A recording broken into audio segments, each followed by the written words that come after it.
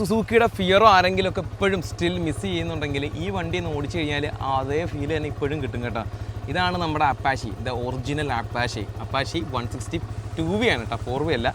ഈ വണ്ടി കണ്ടിട്ട് മനസ്സിലാവാത്ത അധികം ആൾക്കാരൊന്നും കാണത്തില്ല. കാര്യം അത്രയ്ക്ക് തരംഗം സൃഷ്ടിച്ച ആദ്യം 4 സ്ട്രോക്കൊക്കെ തുടങ്ങിയ സമയത്ത് കരീഷ്മയ്ക്കും പൾസറിനും ഒപ്പം ഒക്കെ കട്ടയ്ക്ക് പിടിച്ച് ഇന്ന് വളരെയധികം തരംഗം സൃഷ്ടിച്ച ഒരു മോഡലാണ്. ഇതല്ല, അത് 150 ആയിരുന്നു.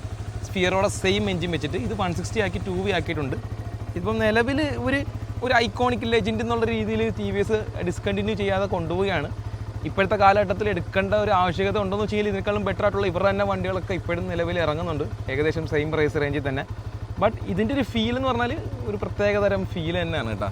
സൗണ്ടാണ് ഇതിൻ്റെ മെയിൻ.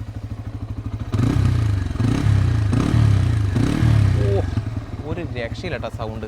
കാരണം ഇപ്പോഴത്തെ പല 200cc ബൈക്കുകൾക്ക് പോലും ഇത്രയും ഒരു ബേസിലുള്ള സൗണ്ട് ഇല്ല.